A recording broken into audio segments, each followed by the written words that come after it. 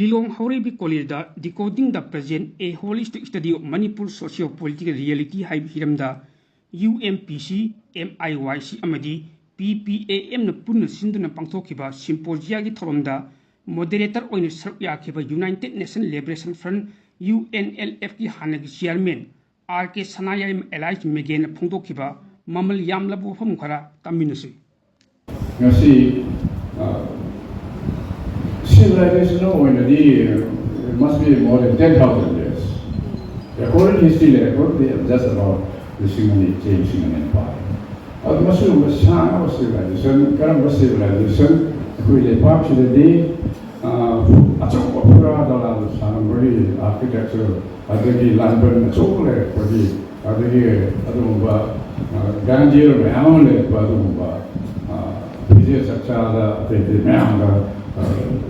Saglati because civilization method.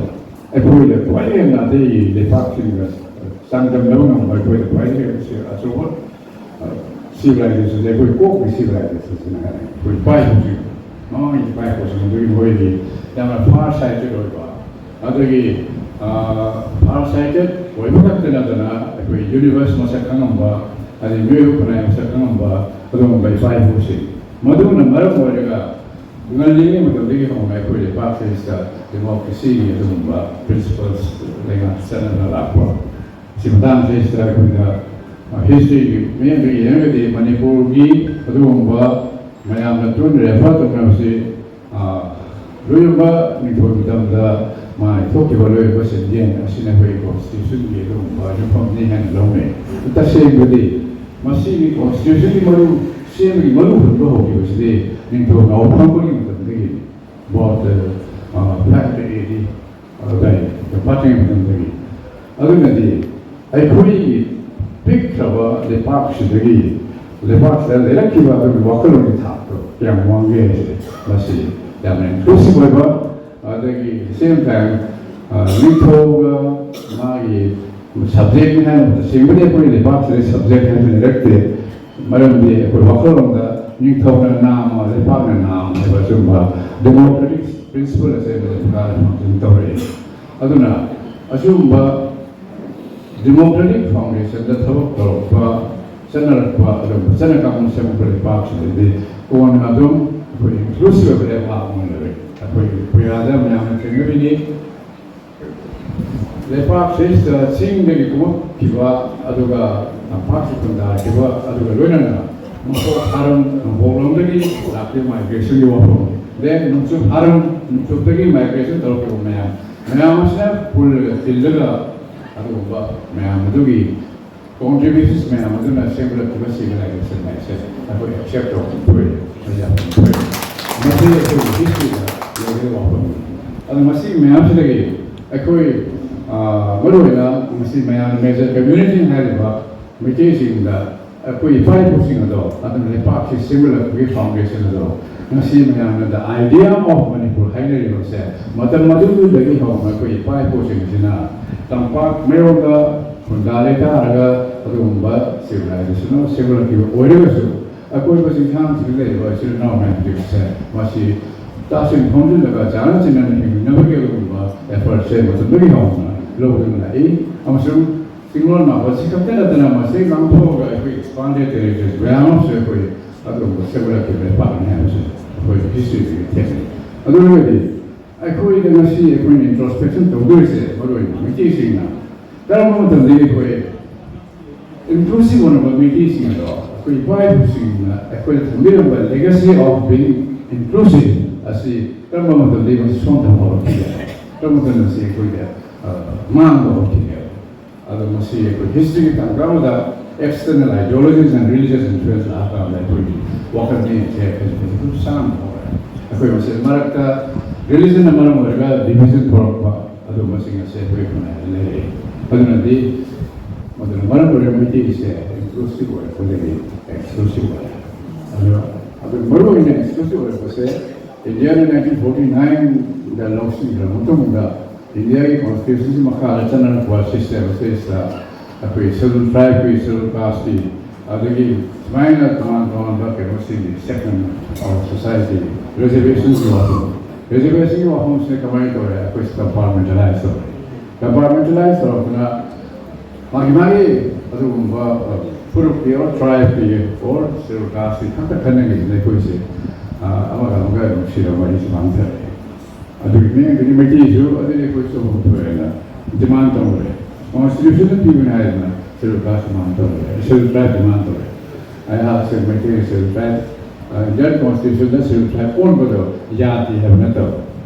Adu moduna MIYC jagi constitution that zero tribe sesta salawai di moduna talk the problem.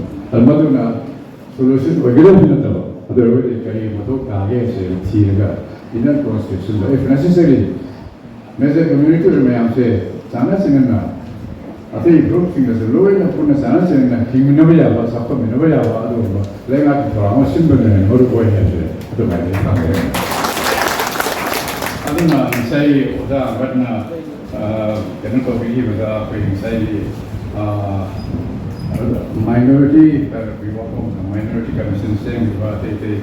Mayam political control, the last department, Lamon, Mayam singer said, the party in the human, integrate of human, assimilate of human. I want to be process. Although, must say, I have no Mayam, just suggest of me, say, Sanayaima Meghen for some Mayam, provocation to Mayam, the government Mayam figure. When I see, the public commerce is the key. The equipment, the work, the community singing along the radar. Obviously, target says that the reactionary forces in Amana, the Leberation, the party, the party, must on community lines and ethnic lines. Wherever this translation said, Hanagi, a kind of consciously the lower period, need a provoke for the react over the must be a very important. Aku yang kami neraga, tahu betul tahu. Positif apa line of action yang aku yakin seni. Mungkin mana saya pancar. Semua ada beberapa perspektif ada yang macam ada yang macam sekian ada wakil dengan apa sekian ada film yang kali. Macam dah aku doktor komen hantar na mungkin berfungsi. Terus aku macam apa sekarang? Ada komen hantar na. Manipurs civilization smokeada so yakhiba co-architect yakhiba the community say comment hantar masih co-architect boleh sebenarnya semua contribution to nata civilization sebelah pula maupun pan atau community ni say apa fenomena wakil yang sering sendiri, aduga maiti, maiti pangsi na civilization dah contribute juga si merupakan material yang kita culture jauh sugi ada jauh suba non siapa yang orang jauh sugi kan, adunya military option memang masih contribution masih example na comment na andira me economic sector trading that contribution of kiba symbolic money na several kiba मैं आपसे से असी number मोरेगा कोई दा उसी अनुभव अनुभव economy sector मोलो को बताओ अभी ताकत 701 दा Saya rumit tanda pangthokhiba, kerosene pangthokhiba lesson di lagu anu kalau sih mau kita wafam sih so benar kan ada sih dalam itu mesti pang jangan kau kita ke rumah British divider di polisi ada kau Mother we have to put a technique about the colonial policy by yakhiba the Maram Koyaga, the Miti Pang, MIYC, excessive and do but I went to the environment. When I see Madame there, Nia in Makada, the Lepa case, Moruina, maybe Pandoga, meditation, may say historical or perspective of the Naga, a point of fear, only about some man was asking how you were functioning, sitting to, I don't know what was it, I'm clear, so the knowing in that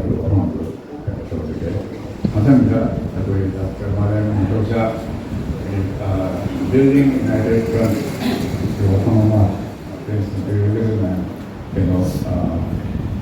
local election of Masio, where Dr. Madam Tudagi, which is a young I don't know. See, Madame Simari, and said, or put it on the river. I feel the vaccine, I see a Manipurs Socio with the gates, I see a total imperialist design. I don't know, they came through India. There is a thing from the one, I don't know, the partner. I see Manipurs Socio and the Northeast, I remember, I point this. Western Southeast Asia had a region. South Asia, Southeast Asia, any city from the region where business must say historical, geographical, amadi, cultural relations that defined over, settlement defined over London, amadi, and Western Southeast Asia. Similar state, India room couldn't work in the end, for sure, it's minority. I could run minority. Labor, India is a structure says that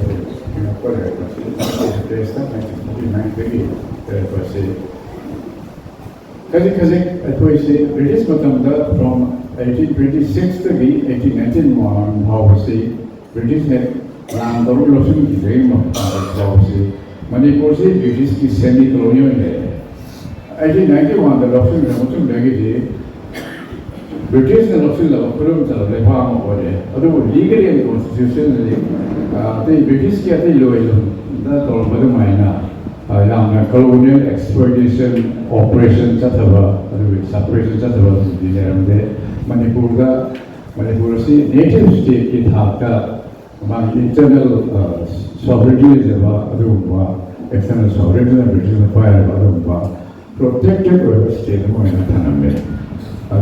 Mars 1891, maybe Mars 1907, very Kalima mining but the issue the British and Khara 1907 Mars into coronation direct now into happen. The right Parliament Manipur population appreciation by a thing is Saruk Decoding the Kaido Najigo, Mastamayam and Langlona Hotel, the KT, we cannot sing Hanover. Seeing Saruki to on a Kaido and instead of Hope. But a super being the day Manipur said, Ning to we get the Awats at the other than a partner and going directly ruled away, and with singular Sina, Ning to we get the Val Christian, the Paman today. The Val Christian, as had some way.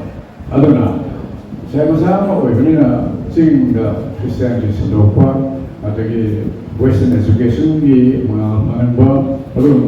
ideological and political influence to be the whole.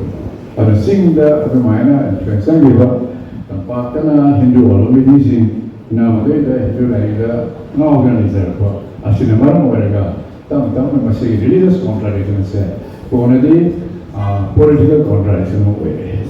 Political contradiction will go to see on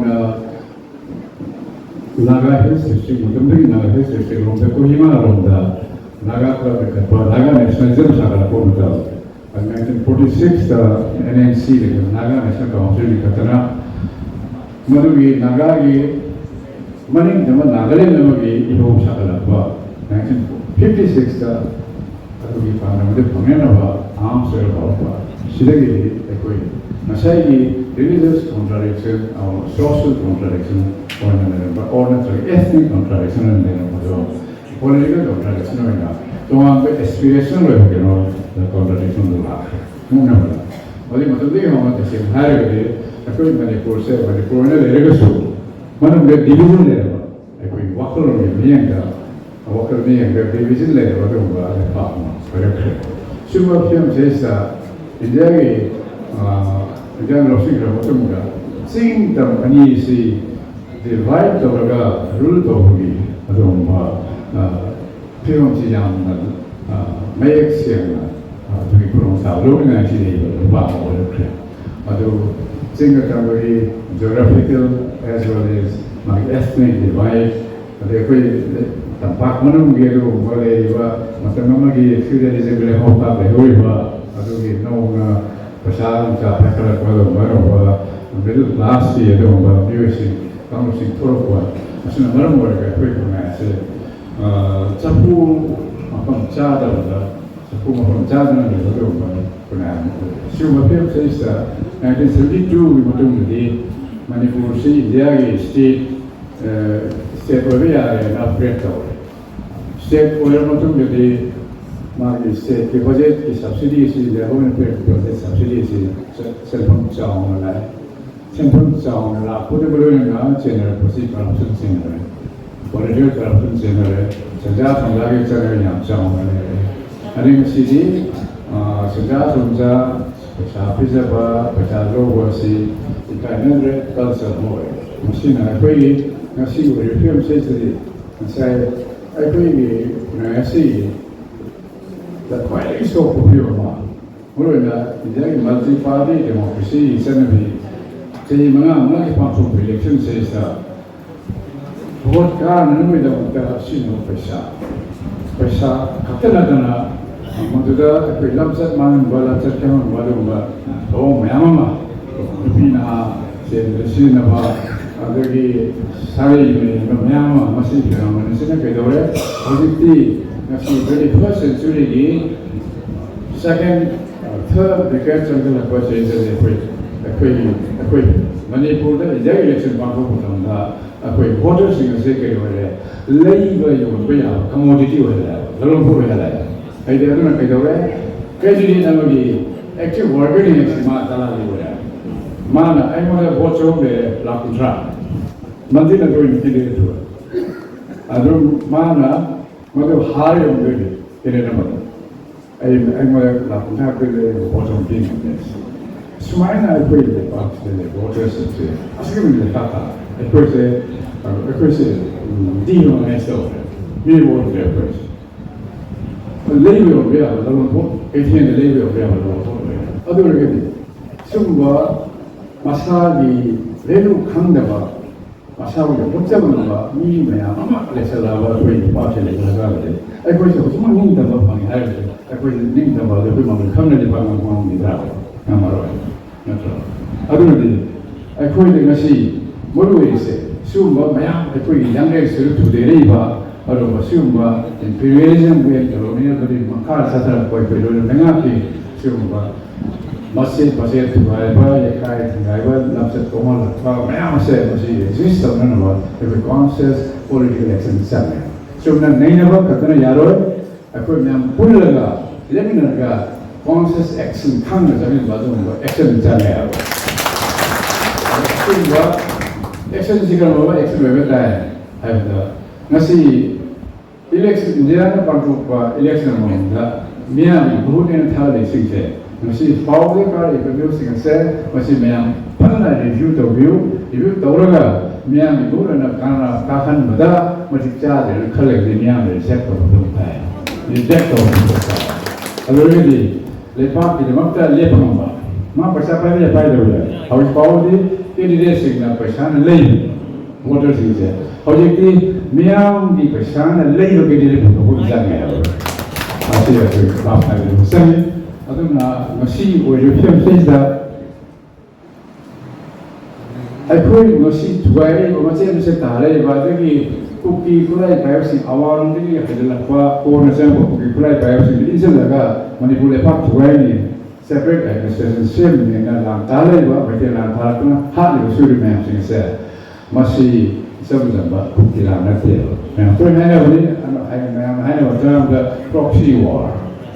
Now, both of the only the lamb, therefore, I cookie lamb that day, cookie today, maybe 3 years ago, but then I said, no, I said, coming, saying, really cookie, Marum, and I'm living with a sing, I thought, really, I said, many magazines, I am your success. The community may answer the now, I am the professor, put a back and the limit of the time. I see a winner in a man from the say, I'm having the Modu Devi and a social laga from the say, I see a very party of Royal Waiver, exploitation, economic exploitation, don't certainly. The good part is the Pangthokhiba, rare art, the other sources, ma'am. Before the whole. I go in forest, Joseph, the lawyer, later, for everything, who later, wow, the corporate. Other Kari Targa, who can remember? Kari Targa, we sing the passing, who said the power, Moderator, Kari Targa, sin about chemical, and Mama, we decide that they give this Mama, sacrifice, Mama, sin from Mama. No good father, Moderating Center of Pakistan, Lord, my coach, who take that. The foundation was sing along the night, the popular music, say, Pakistan, when she doesn't be about, Mahan be about a joke for almost to say, Tani Tawai said to me, Pashat, I'm going to popular in the say, slow wasn't our heart of the Torah. I don't know. Two may I'm sitting, of course. Isana jab tarawih de mase hojong na kadi leiwa se assembly se dunia se me ta zangi mia mi mamam thana so program ba mia mi mam thana simam ba adu da kuchi adu kai mase mi la chunda e sa se zero na ki ba mia mase kan na mia se robio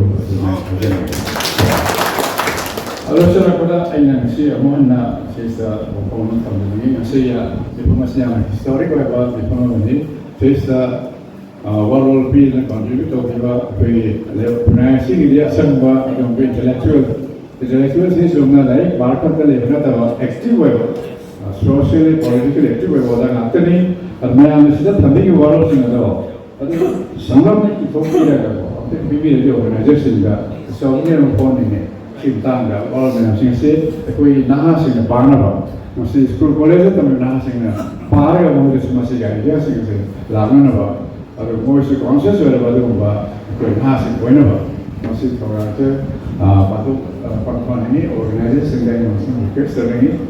Already, Mam, she couldn't have the Moderator, and organizers, and then American Community, Puna, Voluntary. Assalamualaikum.